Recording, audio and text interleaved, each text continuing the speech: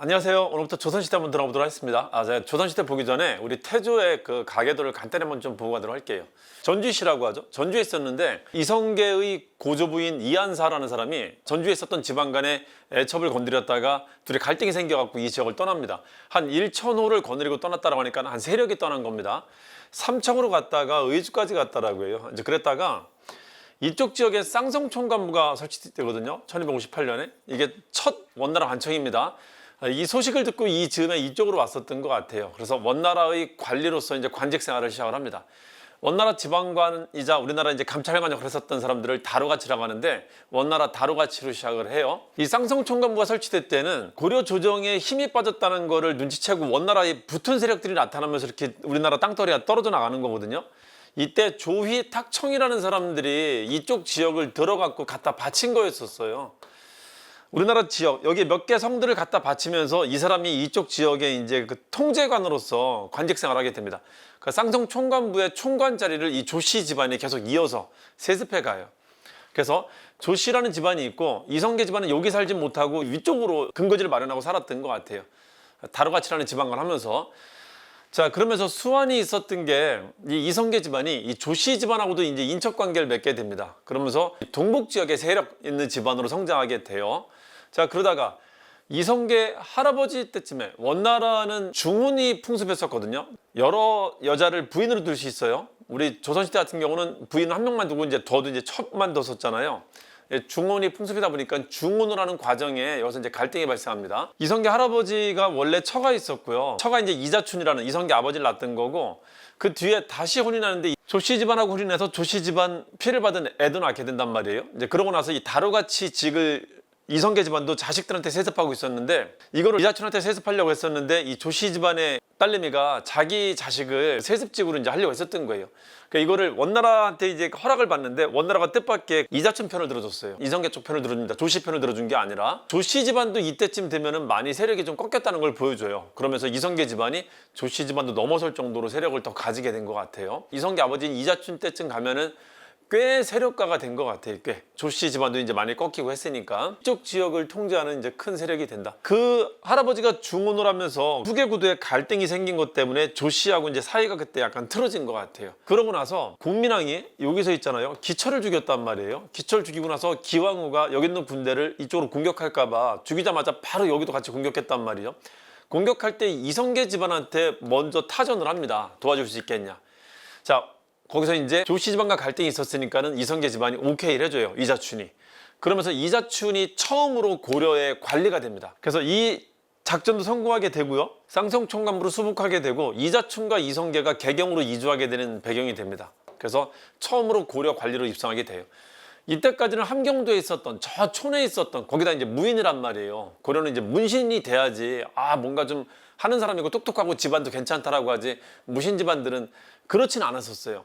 고려말 때 홍건적과 왜구 같은 침구가 있어서 무인들의 역할이 커지면서 무인들이 네이버 실시간 검색어 1위 이렇게 하면서 세력이 점점 세지고 있었던 거지 정통 집안으로는 문인신이라고 해야지 이거를 좋은 감으로 쳐줬었단 말이에요. 그래서 별로 신경을 안 썼던 것 같아요. 어디 시골에서 온 뜨내기 무신 정도 생각했었단 말이에요. 그때까지는. 자, 그러다가 이제 북방이 안정적이지 않으니까는 이 사람을 이쪽으로 다시 보내요. 이자춘을. 이제 병마사로 삼아갖고 정식 고려의 관직으로 삼아갖고 정식 이 지역을 관할한 사람을 보내갖고 이쪽 지역에 이제 세를 더 심어줍니다. 그러면서 여기서 이제 세력을 더 키워가요. 그랬다가 이성계가 아버지 이자춘 따라갖고 국민왕 때 이제 처음으로 관직 생활을 했잖아요. 국민왕 때는 젊은 무사로서 많은 성과를 내게 되는데 쌍성총관부 공격할 때도 그랬었고요. 홍건적이 쳐들어왔을 때 그때 큰 공을 세웠었고 기왕후가 지가 국민왕을 폐위하고 새 왕을 만들었다라고 하면서 보냈을 때 그때도 이제 공을 세웠었습니다. 그리고 나하추라는 몽골 부족장 중에 세력이 아주 컸었던 사람이 쳐들어왔었는데 여기도 이제 자기가 나서갖고 이제 큰 공을 세웁니다. 국민왕 때는 그냥 싸움을 좀 잘하는구나 라는 걸로 스타덤에 좀 오르는 중이었었다면은 우왕이 됐을 때 이때 왜구 침구가 정말 극심했었는데 우리나라 장수들이 다 나가기를 꺼려했었던 왜구의 장수 중에 유명한 사람이 있었단 말이에요. 아지발도라고 하는. 아지발도를 제거함으로써 전국적인 명성을 얻게 됩니다. 이 아지발도가 들어왔을 때는 충청, 전라, 경상 3도를 다 휩쓸면서 엄청 사람들을 괴롭혔었거든요. 사람들을 많이 죽이고요. 여성들은 그냥 맘대로 겁탈하고 심지어는 걔들이 하는 무슨 제례한다고 있잖아요. 어린아이를 잡아다가 배를 갈라갖고 거기다 곡식을 채워놓고 그렇게 죄를 드리고 했었단 말이에요. 여기 사람들한테는 국가가 이거를 보호해주지 못하니까 왜구들이 엄청 두려웠었을 거란 말이에요. 그걸 막아줬단 말이야. 꽤 큰 사건이었습니다. 이성계 이름이 전국구 스타로 오르게 된 큰 계기입니다. 자, 그러면서 이 이름을 제거하고 이제 권력을 잡게 되고요. 위화도 해군으로 최영까지 제거하면서 이제 독점적인 권력을 잡게 됩니다. 자, 그럼 위화도 해군이 왜 온건파 사대부와 혁명파 사대부 간에 갈등이 있었잖아요. 정몽주와 정두정 간에. 정몽주까지 제거가 되면서 이성계가 이제 왕이 됐던 겁니다. 이렇게 이성계와 정두전이 나라를 공격했습니다. 조선도 500년이 유지해야 되는데 조선의 500년사를 간단하게 개요만 좀 말씀드리고 가보도록 할게요. 왕이 있고 신하들이 있는데 조선시대 들어오면 이 신하들의 관계를 되게 두드러지게 얘기합니다. 조선을 건국하고 처음에 조선을 이끌었던 사람들을 관학파라고 하는데 이제 이건 국립학교파입니다. 국가가 원하는 일정한 학문을 이수하고 나서 이 학문을 정치계에 사용했었던 사람들을 일컬어 그냥 관학파라고 하고요. 조선 건국에 반대했었던 사람으로 지방에 낙향해갖고 이제 스스로 공부하면서 그냥 학문에만 몰두하면서 잠시 정계에 나가는 것을 유보했었던 사람들이 사립학교파를 일구게 돼요. 이 사람들이 나중에 이제 사림이라고 불리게 됩니다. 두 유학자 그룹이 생기게 되는데 이들은 약간 차이가 있습니다. 조선은 건국할 때 성리학적 이상사회로 만드는 게 이 사람들의 꿈이었었거든요. 유학이 꼽히는 도덕국가로 만드는 게 꿈이었었단 말이에요. 근데 관학파라는 사람들은 실제 정치를 하면서 부딪히는 현실을 수용하면서 정치를 했었어요. 그래서 이상사회를 꿈꾸지만 현실을 좀 수용해가면서 정치를 하고 있었고, 자, 이 사람들은 지방에 내려가서 공부만 하다 보니까는 원론적인 면에 더 치중하게 되는 거예요. 굉장히 관념적으로 흐르게 됩니다. 그러니까 이 사람들이 추구하는 책에서 배운 이상만 너무 교조적으로 믿는 사람들이 되는 거예요. 그러니까 융통성 없는. 그래서 상당히 원론적인 사람들로 성장해 갑니다. 원래 고려시대는 조자 붙는 왕이 태조밖에 없어요. 이거는 이제 태는 시초나 시원을 뜻하는 겁니다. 그래서 첫 할아버지라는 뜻인데, 조라는 말은 건국자 하나한테만 붙는 게 원칙인데 조선은 이 원칙이 깨져갖고 막 붙기 시작하거든요. 그 처음으로 깨진 사람이 누구 때였었냐면 세조라는 사람이었어요. 이때를 제2의 건국이라고도 합니다. 태조가 쿠데타로 권력을 잡고 난 뒤에 제2의 창업이라는 개념으로 다시 나라를 끌고 가는데, 원체 도덕적인 명분이 없고 정당성이 없는 권력이다 보니까는 반란이 끊이지 않았었습니다. 이 왕에 대해서 동조하지 못하는 세력들이 반란을 끊임없이 했단 말이죠. 그러다 보니까는 세조는 자기하고 친한 사람 위주로 정치를 끌어갔었어요. 자기하고 친한 사람들한테 계속 공신책봉을 하면서 자기 세력을 육성했단 말이에요. 이때 훈구파라는 무리가 생기게 돼요. 세조의 친한 측근 세력들. 이러다 보니까는 비정상적인 정치가 계속 진행이 되는 거예요. 이 사람들은 자기 힘으로 얻은 국가이기 때문에 이 국가나 권력을 사유화시켜 나가고 있었습니다. 자, 그러다 보니까는 지방에서 도덕적 명분을 금과 옥조처럼 생각하고 있었던 이 사람들이 초반에는 조선왕조 개창에 참여하지 않고 지방에 낙향해 있었던 사람들이었었는데, 이 행태를 이제 본격적으로 비판을 하기 시작합니다. 그러면서 정계로도 진출하게 돼요. 이때 정계로 진출할 때 유학적 이상사회를 꿈꾸는 왕들이 등장하면서 이 사람들을 이제 부르게 되는데, 세조 뒤에 성종 때 이 사람들을 부르게 되고요. 뒤에 연산군이라는 폐륜적인 왕이 지나고 난 뒤에 이 연산군대의 정치를 고쳐보겠다고 유학적 이상사회를 다시 꿈꿨었던 중종이라는 사람이 다시 불러들이게 되는데, 도덕적 기운으로 풍만한 이 사람들을 부르게 돼요. 이때를 사림의 1차 진출이라고도 하고요. 이때를 2차 진출이라고도 합니다. 1차 사림, 2차 사림이라고 불러요. 한 조정 내에 사림과 훈구가 공존하는 상황이 발생하게 됩니다. 훈구라는 사람들은 국가를 사유화시키는 사람들이고요. 사림이라는 사람들은 도덕적 명분에 굉장히 원론적으로 입각했던 사람들입니다. 그러니까 이게 둘이 공존하기 힘들었었단 말이에요. 그러니까 둘 간에 충돌이 발생하게 되는데, 훈구라는 사람들은 재상급인 사람들이고요. 이 사람들은 기캐봐야 이제 5급, 6급밖에 안 되는 신진 관료들이란 말이에요. 다만 이 사람들이 주로 진출한 게 언관직에 진출했기 때문에 뭉쳐갖고 말로는 비판을 하기에는 아주 좋은 위치였었단 말이에요. 그래서 이 사람들은 집단이 돼갖고 집단의 힘으로 싸우는 거였었고, 이 사람들은 하나하나가 다 지기가 높은 사람들이었습니다. 자, 그러다 보니까는 초반의 싸움에서는 사림들이 번번이 깨졌었어요. 그래서 사림들이 피해를 보게 되는데, 그걸 우리가 사화라고 부릅니다. 커다란 사화를 4차례 겪고 난 뒤에 명종 때 가면은 외척이 발호하게 되는데, 이 외척 간의 마지막 사화가 터지거든요. 이걸 을사사화라고 합니다. 자, 이것도 사화라고 부르지만 사실 이거는 사화보다는 외척 간 다툼 성격이 더 강해요. 이건 본문하면서 말씀드릴 겁니다. 훈구 세력들은 이후에 이제 이 외척과 손을 잡게 돼갖고 이걸 일컬어 훈척이라고도 합니다. 이 훈척 간의 갈등으로 큰 피해를 보고 난 뒤에 명종이 죽으면서, 이들의 지지 세력이었던 명종이 죽으면서 훈척의 세력은 이제 크게 약화됐다고 합니다. 그러니까 명종이 죽은 이후인 16세기 중반 이후에는 훈척의 세가 서서히 저무는 세력이 되고요. 그리고 선조라는 사람이 즉위하게 되는데 명종이 후사가 없어갖고 선조를 세우게 되거든요. 그러니까 전혀 왕이 될 가능성이 없다가 갑자기 왕이 된 사람이기 때문에 이 사람도 뭔가 한번 해보겠다라고 하는 열의가 되게 막 초반에는 뛰어났었던 사람이었습니다. 그래서 이 사람도 다시 한번 도덕적 이상사회를 꿈꾸면서 살인들을 대거 또 불러들이게 돼요. 굳이 말하면 이걸 3차 진출이라고 해도 됩니다. 그래서 훈척은 이제 저무는 해가 됐고요. 살인들은 이 새 왕과 더불어 이제 조정을 거의 장악하게 됩니다. 거의 장악하면서 이제는 이 살인들 간의 갈등이 발생하게 돼요. 기존에 올라와 있었던 살인들 중에 일부 자녀 세력들이 남아 있었단 말이에요. 그걸 선배살인이라고 하고요. 다시 지방에서 학문적으로 도덕적으로 충만한 기운을 가지고 올라온 아주 완고한 이 세력들을 후배살인이라고 하는데 이 둘 간에도 또 비슷한 상황이 발생하는 겁니다. 얘들이 보기에는 이 사람들이 훈구와 별 차이가 없다라는 겁니다. 훈구가 있을 때 같이 정치했던 사람들이기 때문에 거기 물들었다라는 거예요. 이 사람들은 철저하게 도덕으로 무장한 사람들이고, 그러니까 이들의 갈등이 처음에는 이조 전랑권이라는 그 인사권을 누가 가질 거냐를 두고 나타나게 됐고요. 이게 가속화되는 계기가 정열이 모반 사건이라는 큰 사건이 있어요. 정열이 모반 사건을 처리하던 그 재판을 기추국사라고 하는데, 기추국사 때 너무 많은 사람들이 죽어요. 한 1000여 명이 죽었다라고 하니까 이걸 계기로 이 살인 간의 분열이 엄청 가속화가 되게 됩니다. 새로 등장했었던 선조, 그리고 그 아들인 광해군 때 요 즈음이 붕당이 성립하던 시점이라고 해요. 이 살인들의 분열은 이제 서로의 당이 생겼는데, 이 당은 원래부터 알던 친구들이 당을 이뤘다라고 해갖고 벗붕자 써갖고 붕당이라고 합니다. 그러니까 원래 지방에서부터 같은 부리들이었었어요. 같은 학교 다니던 애들. 그래서 이걸 붕당이라고 합니다. 그래서 학문적 기반과 정치적 기반을 같이 공유하는 세력들을 붕당이라고 해요. 정당이라고 안 하고. 자, 성립기라고 하고요. 이게 인조 반정을 계기로 소위 말하는 붕당 정치라는 게 이제 본격적으로 시작이 돼 나가기 시작합니다. 이때 성립됐었던 게 처음으로 동서분당이 있었고요. 동인이 다시 남북으로 분당하게 되는데, 광해군 때 북인이 집권하면서 이 사람들이 권력을 독점했었어요. 그러다 보니까 서인이 특히 불만이 많았었는데, 서인이 정치적 반정을 일으켜갖고 새 왕을 세웁니다. 여기에 남인들이 참여를 해줘요. 워낙 독점을 하다 보니까 남인도 불만이 있었단 말이에요. 그래서 이 둘의 관계를, 이 둘이 풀어가던 정치를 우리가 이제 흔히 붕당 정치라고 합니다.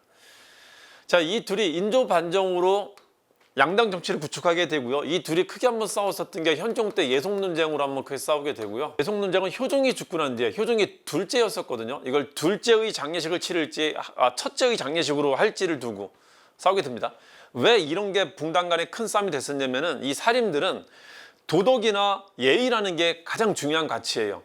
살인들이 정권, 관학파들이 정치를 하고 있었을 때는 현실적인 면을 수용하는 입장에 있었다면은, 살인파들이 정치를 할 때는 도덕과 예의라고 하는 관념론이라는 게 굉장히 발달해 나가게 돼요. 그래서 우리나라는 관념 철학이 지배하는 나라가 됩니다. 조선에서는. 현실적인 과학 발달, 기술 발달 이런 게 중시되는 게 아니라 관념적인 사상면이 되게 발달한 나라가 돼요. 현실적인 과학 기술 같은 것들은 많이 쇠퇴해 나가게 됩니다. 살인들 등장하고 난 뒤에는. 사상이라는 것도 이단을 철저히 배격하는 거의 유일신앙에 가까운 나라로 바뀌게 됩니다. 그래서 성약 절대주의라는 게 나타나게 돼요. 세상은 17세기 이후로 근대라는 시점으로 접어들면서 엄청난 격변을 하게 되는데, 우리나라는 이 격변을 받아들이는 게 되게 안 좋은 토양이 돼가고 있었어요. 원래 그 나라의 가치라는 것은 다원적인 가치가 존중이 돼야지 다른 가치가 들어올 때 그것도 맛 좀 볼까 이렇게 할 수 있는데, 하나의 가치만 강조하다 보면은 그 모든 것들을 배척, 혐오하게 되거든요. 그런 상태에서 저 멀리 있었던, 우리는 중국 위에는 다 오랑캐로 보는데 얘들은 오랑캐보다 더한 놈들이란 말이에요. 오랑캐보다 더 오랑캐니까 받아들일 수가 없게 된 겁니다. 그래서 다원적 가치를 유지하지 못했었던 조선 후기가 성략이라는 단일 가치를 절대화시키던 성략 절대주의 사회로 발전해가던 조선 사회가 이 서양의 근대화를 수용하지 못한 채 결국 이제 무너지게 됩니다. 이렇게 보면은 이런 식으로 예의 같은 게 이 정치인들의 가장 중요한 논쟁이 된단 말이에요. 자, 그리고 현종아들 숙종이 등장했었을 때는 예송 논쟁할 때 얘들이 있잖아요. 좀 심한 말을 했었어요. 뭐냐면은 이게 효종이 둘째인데 이거를 첫째로 볼 거냐 둘째로 볼 거냐를 다투는 거였었단 말이에요. 집권당인 서희는 왕이나 사대부나 특별할 거 없이 집안에서 첫째인지 둘째인지만 따져갖고 예의를 치르자는 입장이었어요. 그러니까 자기들도 힘이 있으니까 왕이나 우리나 차이 별로 없잖아. 야 똑같이 대우해 똑같이. 이런 입장이었습니다. 자 그러다 보니까 서희는 그냥 둘째로 치자라는 거예요. 둘째라면 왕을 1년상만 치르면 되거든요. 3년상이 아니라. 이런 식으로 말을 하면서 무슨 말을 했냐면요. 이때 이제 남인이 반박한다고 이런 말을 했거든요. 주작이 성략의 다른 말입니다. 성략을 체결시킨 사람이 송나라의 주자라는 사람이에요. 아무리 우리가 주자의 제자고 주자의 학문을 받아들여 갖고 그걸 존중하는 사람들이지만 주자가 만든 예법서는 주자 가례라고 해갖고 그 집안 예법밖에 없었어요. 주자는 왕실 예법서를 만들지 않았거든요. 주자가 왕실의 경우를 예측하지 못한 거지 모든 사람을 집안 예법으로 하라고 한 건 아니지 않느냐. 왕은 특별하게 대우할 필요가 있다는 주장을 펴요.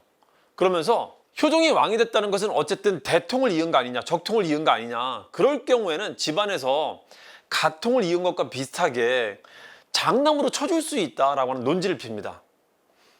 그러자 얘들이 해서는 안 되는 말을 하는데 무슨 말을 하냐면요. 효종은 어쨌든 정통은 아니지 않냐, 둘째인데 이런 말을 해요. 현종도 엄청 불쾌했었고요. 나중에 그 아들이었었던 숙종은 이거 더 이상은 안 되겠다라고 이제 다짐을 하게 됩니다. 그러면서 신하들보다 왕이 훨씬 더 권위가 서 있는 나라를 만들려고 하는데 이 신하들의 싸움을 오히려 부추겨갖고 있죠. 신하들의 싸움을 왕이 주도하는 위치에 있으면서 이걸로 왕권을 키워나가려고 해요. 그래서 수많은 정권 교체를 야기합니다. 유도합니다. 이 수많은 정권 교체 야기한 거를 이른바 환국이라고 해요. 정국을 교체한다, 국면 전환한다는 뜻이에요. 그러니까 수많은 정권 교체를 야기하면서 왕권을 회복해 나갑니다. 숙종이. 그 와중에 이때 한 번 지면은 이제 몰살이에요. 다시는 올라오지 못하게 무슨 핑계거리를 만들어 갖고 쟤를 이제 죽이려고 합니다. 그래서 상당히 그래도 점잖게 싸우고 있었던 붕당 정치가 이 시기에 이르면은 상당히 변질된다라고 합니다. 죽고 죽이는 싸움으로 갔다라고 해요. 이게 이제 붕당 정치의 흐름입니다. 대강에 숙종 이후에 아들인 영조가 왕이 되면서 영조는 이때 붕당 간의 죽고 죽이는 싸움, 이 환국 정치를 봤기 때문에 이거 더 이상은 안 되겠다. 국가의 큰 재난이다라고 생각해갖고 붕당 정치 자체를 없애려고 시도를 합니다. 이걸 이제 탕평 정치라고 해요. 탕평 정치는 크게 두 단계가 있는데 첫 번째는 일단 어느 붕당도 힘을 가지지 못하게 세력 균형 정책을 피는 것이고요. 자, 두 번째는 궁극적으로는 붕당 타파예요. 붕당이라는 존재를 없애려고 시도했던 겁니다. 자, 이게 다음 왕인 정조까지 이 정책이 이어지고요. 정조가 급작스럽게 죽으면서 어린 자기 아들을 자기 편인 사람한테 부탁을 하는데 이게 예기치 않게 이른바 세도 정치라는 걸 만들게 돼요. 그래서 어린 아들이었었던 순종, 헌종, 철종으로 이어지는 이른바 세도 정치를 맞이하게 되는데 이때 다시 국가 권력이 극도로 사유화된 현상이 나타나면서 국가가 엄청 쇠약하게 됩니다. 국가 권력이 사유화될 때는 백성들은 전리품이라 했었죠. 이 전리품으로 뜯기고 뜯길 때 더 이상 참지 못할 때 이제 밀란이 나타나게 되는데 밀란이라는 게 사실 이제 국가가 무너지기 직전이었던 균열 상태를 말해요. 그러니까 저때 망할 수도 있었던 겁니다. 자, 여기까지 말씀을 드릴 겁니다. 태조부터 말씀을 드려보도록 할게요. 태조는 사실 태조와 정도전이 함께 건국한 거라고 생각하셔도 됩니다. 태조는 왕으로서의 권위를 가지고 있는 거고 실제 정치는 정도전이 합니다. 이 태조와 정도전, 특히 정도전은 조선을 건국하는 데 대한 크다는 꿈이 있었어요. 그게 뭐냐면은 성략적인 이상사회를 만드는 게 꿈이었었단 말이에요. 그걸 이제 천천히 실천을 해나갑니다. 태조와 정도전이 함께 건국을 한 것인데 이 정도전은 정치는 재상이 한다라고 하는 재상 중심의 정치를 역설하고 있었어요. 이게 갈등을 야기하게 됩니다. 태조는 그걸 수용했지만은 태조의 아들들 중에 불만을 가진 세력이 나타난단 말이에요. 그게 이제 왕자의 난으로 이어지게 됩니다. 자, 한번 보도록 합시다. 자, 일단 처음에 체제를 정비한 게 한양으로 천도한 게 가장 큰 체제 정비예요. 천도하고 나서 4대문과 그리고 궁궐을 건설하는데 이걸 정도전이 이제 주도하게 됩니다. 재상 중심의 정치를 꿈꿨다라는 거죠. 자, 그리고 정도전이 이들이 꿈꾸던 국가의 문물 제도를 정비해 나가는데 정도전 때 사실 많은 걸 할 수는 없었고요. 정도전은 그냥 사실상 조선의 문물 제도 정비에 스타터 역할을 했다 하면 됩니다. 이제 막 시작하는 역할을 했다 하면 됩니다. 그 뒤로 이제 쭉쭉쭉 발전해 갈 거예요. 뭐 했는가 보도록 합시다. 법정과 통치 기본을 만드는데 조선 경국정과 경제문감이라고 해요. 그리고 고려 역사를 편찬합니다. 이 이름은 이제 고려 국사라고 해요. 불교를 비판하는 책을 씁니다. 동양에서 불교 비판서로 가장 유명한 책이라고 해요. 가장 논리적으로 잘 쓴 책이라고 합니다. 부처라고도 안 하고 불시라고 해요. 얼마나 이제 낮춰 부르고 싶었으면 잡스러운 소리다 하면서 불교를 비판하는 겁니다. 요거를 합치면요, 정경문 곧불 걸렸다 하시면 되거든요. 알아두셔야 돼요. 정경문 곧불 걸렸다 제법 나오니까. 갈등을 야기하는데 가장 큰 요인이 됐었던 게 두 가지가 있는데, 하나가 이제 후계자 문제, 즉 세자책봉 문제. 두 번째가 당시 명나라 황제가 되게 변덕이 심했던 사람이었었고요. 명나라 황제가 얼굴이 이제 지금 하는 말로 하면 이제 그 곰보였었대요. 그래서 외모에 대한 컴플렉스도 좀 있었나 봐요. 이 컴플렉스가 정치에 발현되는 형식인지는 모르겠는데 되게 변덕이 심하고 사람들을 의심하거나, 그리고 이 변덕이 심하다는 이걸 가지고 오히려 역으로 정치를 이용해 갖고 사람들을 그렇게 괴롭혔답니다. 떠봤대요. 자기를 이제 직접 믿고 따르는지 아닌지를 떠봤답니다. 그거를 다른 나라한테까지 적용을 하는데 우리나라도 계속 시험 때 세우는 거예요. 그 중에 우리나라가 썼었던 그 외교문서 중에 하나에 이제 트집을 건 겁니다. 트집을 걸면서 딴 생각 있는 거 아니냐. 이 외교문서 쓴 놈을 잡아오라고 했어요. 근데 그게 누구였었냐면은 국가의 2인자인 정도전이었단 말이에요. 그걸 어려운 말로 표전 문제라고 합니다. 표전 외교문서를 말하니까.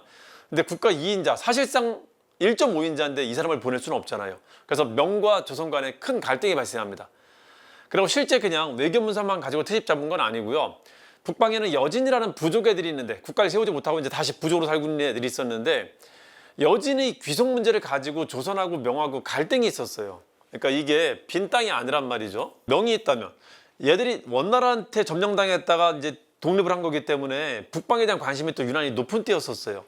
북방을 차지하고 있는 여진 애들이 있는데 얘들을 통제해야 된다는 생각을 하고 있었단 말이야. 얘들도 부족이 몇 개다 보니까는 이쪽한테 충성 애들도 있고 이쪽한테 관직받고 하는 애들도 있단 말이에요. 이제 그러다 보니까 갈등이 생길 수밖에 없어요. 이 여진인 문제로.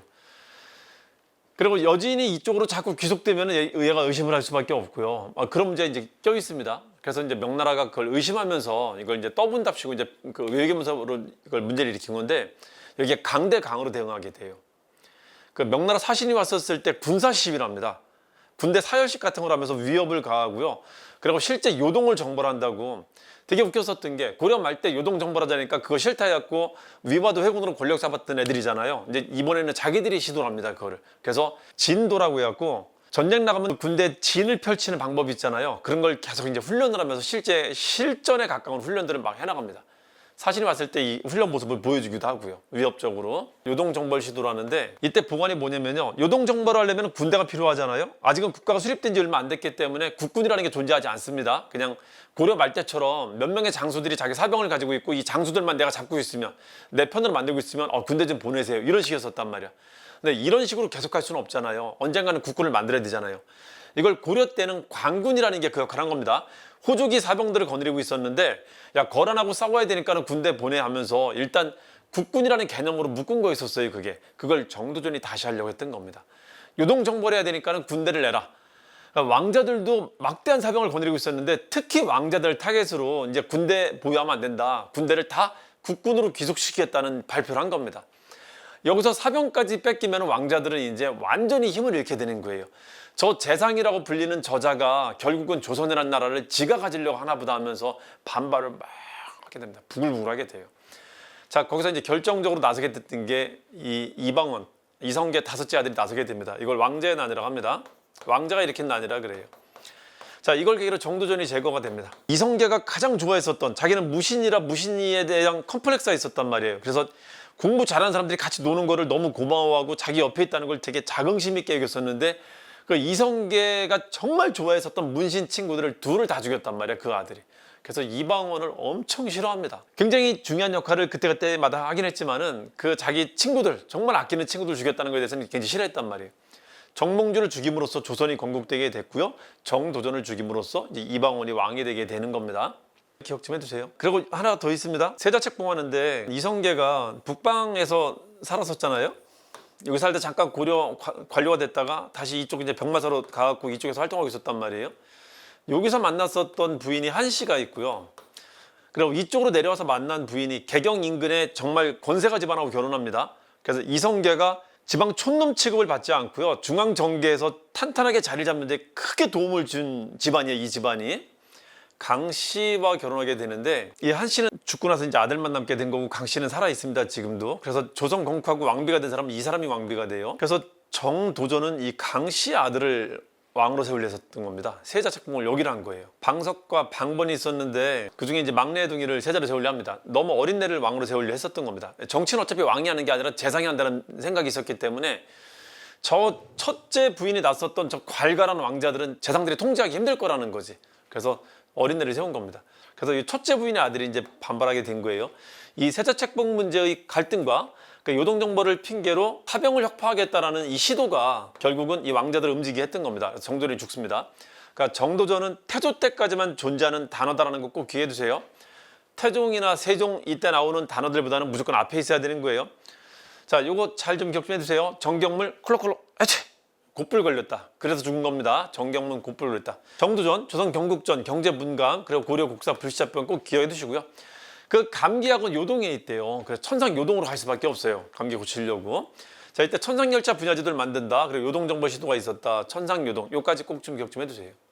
자, 그리고 태종이 이방원이 자기가 왕이 안 되고요. 이때 정도전을 비판했었던 주요한 논거가 다음 왕은 당연히 장자가 왕이 돼야 되는데 말도 안 되게 둘째 부인의 그것도 막내이가 왕 세자가 됐으니까 이거는 잘못된 거다라는 명분이었었거든. 그래서 자기가 왕이 되진 않고요. 사실상 첫째 아들인 자기 형을 방과를 왕을 시켜줍니다. 그 정종이에요. 정종이 잠깐 태종이 왕이 되는 사이에 과도기로 있었습니다. 그리고 이제 자기들 권력을 다시 정비하기 위해서 개성으로 돌아갑니다.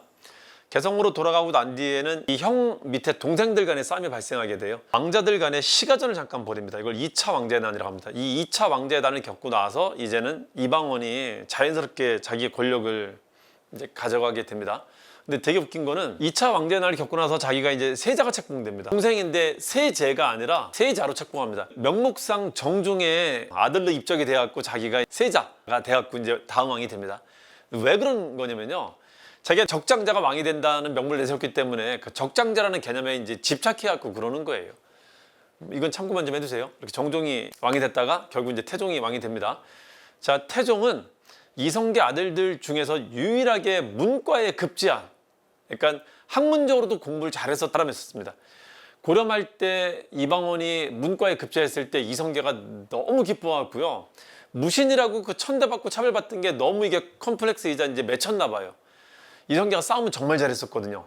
싸움을 잘하는 가장 중요한 이유 중에 하나가 뭐냐면은 장수들은 뒤에 서갖고 이제 병사들이나 그 하급 장수들한테 나가 싸워라 이렇게 하는 입장이란 말이에요. 근데 이성계는 그러지 않고 항상 자기가 선봉에 섰대요.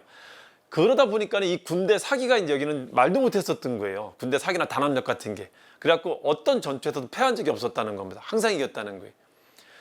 그 나하추라는 몽골 부족장이 쳐들어왔을 때도 아무도 안 나가려 했었는데 자기가 나서갖고 또 선봉에서 격퇴하지. 공민왕 때. 우왕 때는 아즈발두라는 그렇게 우리나라 그 장수들을 좀 떨게 만들었었던 애가 왔는데 서로 안 나가려고 하니까는 자기 부대가 나섰고 자기 부대에서도 자기가 또 선봉에 나섰고 했단 말이에요. 화살도 맞았었단 말이에요. 선봉에 나서다가.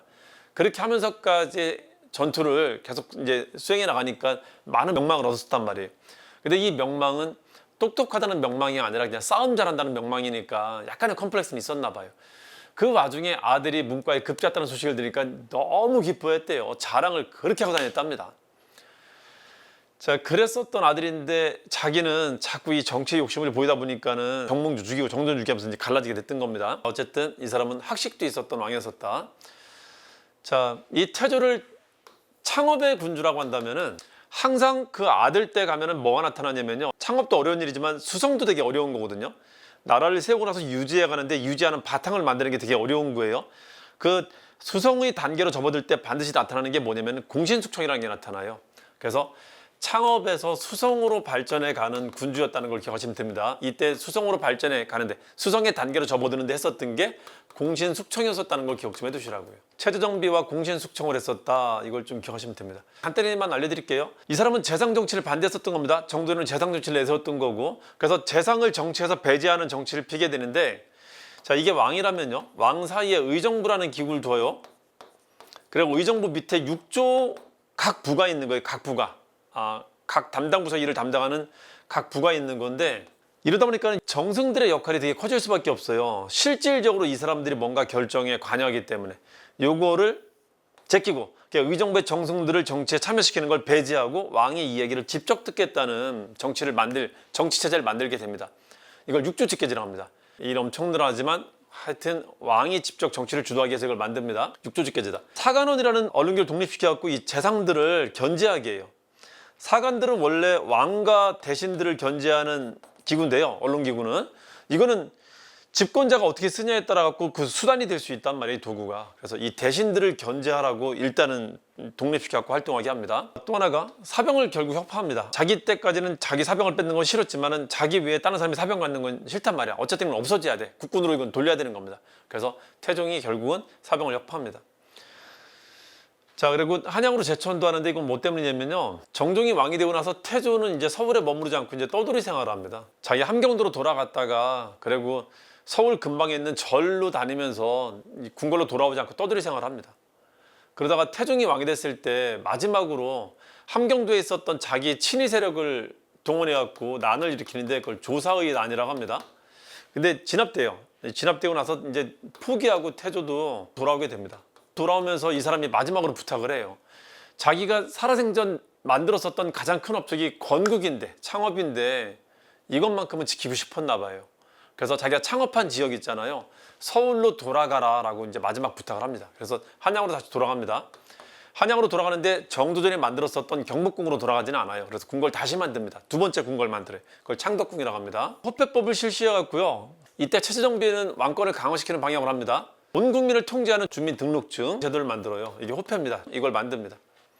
그리고 신문고를 만드는데 명목상은 그겁니다. 억울한 일이 있으면은 청와대 와갖고 직접 이걸 두드려라. 그럼 내가 직접 들어줄게 라고 하는데, 사실은 억울한 일을 듣고 싶은 게 아니라 주인을 모함하는 것은 안 된다고 단서 규정을 둬요. 즉 하극상은 안 된다고 합니다. 그러면 억울할 게 뭐가 있어? 밑에 사람들이야 윗사람들이 괴롭히는 게 제일 억울한 건데. 다만 하극상이 허락되는 유일한 경우가 있는데, 그게 뭐냐면은 반란은 고발해도 돼요. 주인을 고발하는 것은 금한다라고 했단 말이야. 근데 반란이나 역모 같은 것들은 그건 예외상입니다. 고발해도 돼요. 고발해야 되는 거고.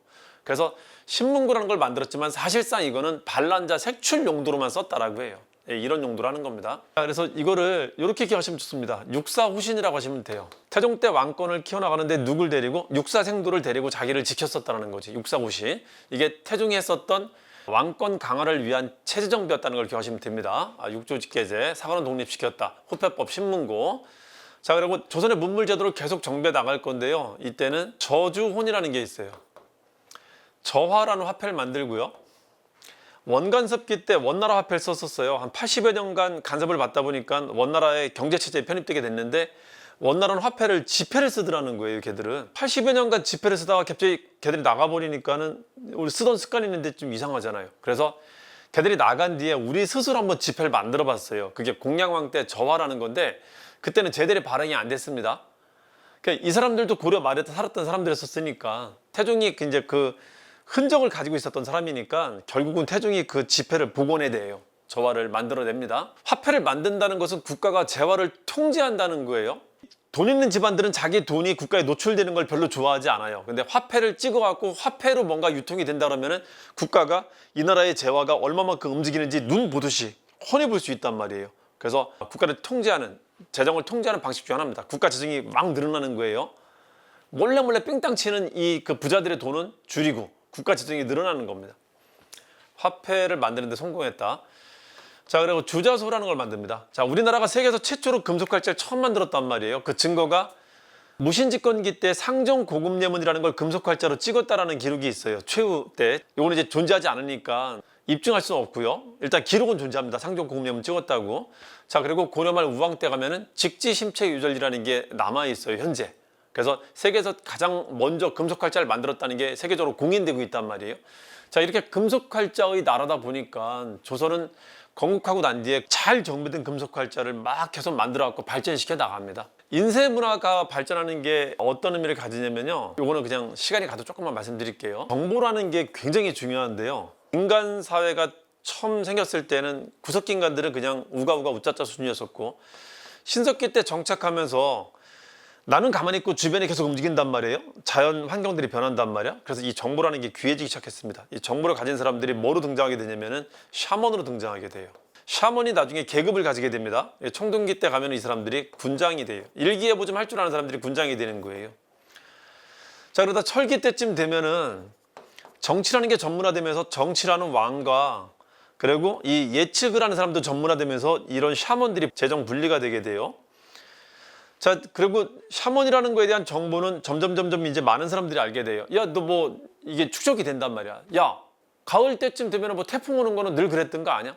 그래서 어느 한 사람이 독점하기 힘들어요. 정보는 이게 나눠질수록 한 사람의 권력을 가지지 못하게, 독점하지 못하게 됩니다. 자, 그러면서 이 사람들은 그냥 단순한 이 정보를 제공해주는 책사 정도로 가게 돼요. 무슨 신격을 가지는 게 아니라 점점. 그리고 불교가 들어오고 난 뒤에는 그게 더 심해졌어요. 사람들의 지적 능력이 점점 발달하면서 이 샤먼들이 가지는 환상에 가까운 비함적인 정보 같은 것들은 힘을 점점 잃어갑니다. 불교 다음에 유학이 들어오면서 더 심해지는데, 유학은 되게 합리적인 학문이에요. 저건 종교가 아니라 학문입니다. 그러다 보니까 이제 지식을 가진 사람들이 점점 많아지는 거예요. 거기다가 국가가 인쇄 기술이 발달하면서 책 같은 걸 찍어낼 수 있는 기술이 늘어나다 보니까는 책을 보급할 수 있는 여력도 커지면서 정보를 가진 자들이 엄청 늘어나게 되는 거예요. 그러니까 한 사람이 권력을 독점할 수 있는 사회가 되지 않는 겁니다. 권력이라는 게 점점 나눠질 수밖에 없게 되는 거예요. 심지어는 그 권력을 이제 누가 가질 수 있게 되냐면은 공부를 잘한 관료들이, 자기들도 지식인들이니까 세상 돌아가는 걸 자기들 판단하고 운영할 수 있단 말이에요. 그래서 정말 많은 사람들이 권력을 나눠 가지게 되는 사회로 발전하게 됩니다. 민주주의 사회는 그 정보라는 게 정말 더 확대된 시기를 말하는 건데, 이게 구텐베르크의 금속활자가 발명되고 나서 성경책이라는 게 많은 사람들한테 보급되면서 성경책을 독점했었던 사람들이 사실상 권력을 가지고 있었단 말이에요. 너 인마 하느님한테 가려면 이렇게 해야 돼, 인마. 너 모르잖아, 인마. 나만 하는 거야. 이렇게 했었는데, 일반 사람들도 성경책을 스스로 읽게 되면서 그게 거짓임을 알게 됐고요. 자기 스스로도 판단할 수 있게 되면서 성직자가 가진 권력들이 사라진 게 이제 근대거든요, 근대. 그래서 이 정보의 확산이라는 건 굉장히 중요한 역할을 담당합니다. 그 정보의 확산에는 기술이 따라야 돼, 기술이. 그 기술이 뭐다? 활자 기술이란 말이야. 그게 우리나라가 최고였었다니까, 최초였었다니까. 목판인쇄도 최초고 금속활자도 최초였었다니까요. 다만 구텐베르크처럼 성경책을 보급하는 것처럼 이게 대중한테까지 그게 확산이 되지 않았었던 게 지식혁명이라고 하는 것이 대한민국에서 나타나지 않게 된 이유인 거지. 한자로는 너무 어려운 글자가 있었기 때문에, 여기에 이제 매몰됐었기 때문에 그 지식이 더 확산되지는 못했었던, 정보가 확산되는 데는 약간의 장애가 있었던 것. 그래서 더 이상 확산이 안 됐을 뿐인 거지, 기술적으로는 굉장히 이제 발전된 거였었단 말이에요. 특히 언제? 조선 때 그걸 발전해 나오고 있었다. 이때 세종 때 한글까지 만들었고, 이 한글을 금속활자랑 결합을 시켰었다면 우리는 진짜 지식에 있어서는, 정보에 있어서는 정말 많은 사람들한테 이게 확산되는 나라로 갈 수 있었는데, 지배층들이 한자를 너무 붙들고 있었기 때문에 이 한글이 그렇게 확산되지 못했기 때문에 정보 확산되는 데는 좀 한계가 있었다는 거죠. 결과는 쪽인 해석이고요. 어쨌든 한글도 되게 많이 퍼집니다.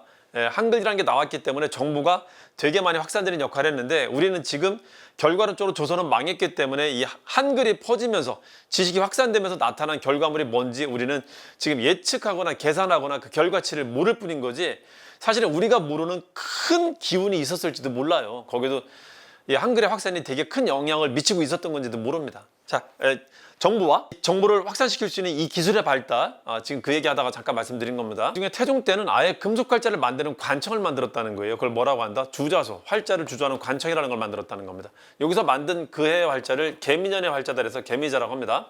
그리고 혼일강림 역대국도 지도라고 하는 세 개의 지도를 만듭니다. 그래서 이건 이렇게 좀 해주세요. 육사오신.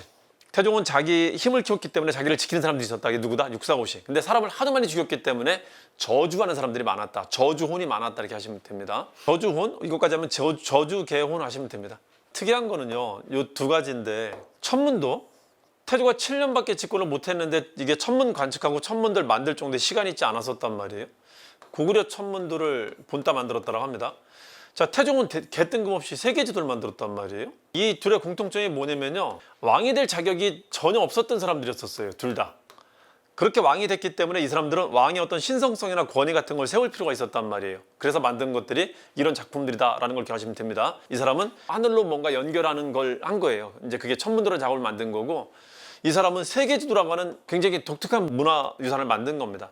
그게 어떤 권위를 위해서 했던 작업이라는 걸 기억하시면 됩니다.